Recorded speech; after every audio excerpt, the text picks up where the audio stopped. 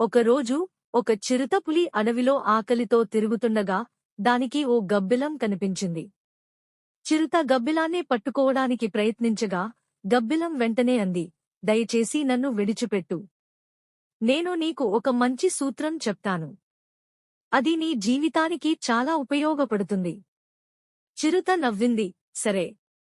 నువ్వు చెప్పే విషయం నన్ను ఆకట్టుకుంటే నేను నిన్ను వదిలేస్తాను.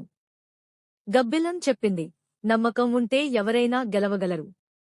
కాని ఆ నమ్మకం దేనిపై పెట్టాలో తెలివిగా నిర్ణయించాలి. చిరుత కొంచెం ఆలోచించి అంది, ఇది ఎలా నిజమవుతుందో ఒక ఉదాహరణ ఇవ్వగలవా? అప్పుడు గబ్బిలం చెప్పింది, నిన్ను చూడండి. నువ్వు వేగంగా పరుగెత్తగలవు.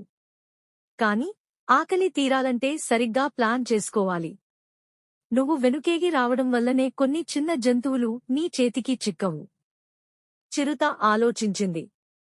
అది గబ్బిలాన్ని వదిలిపెట్టి ఇకపై నమ్మకాన్ని జాగ్రత్తగా వాడాలని నిర్ణయించుకుంది.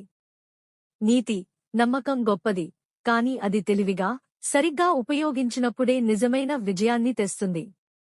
వీడియో నచ్చితే లైక్ చేసి సబ్స్క్రైబ్ చేయండి.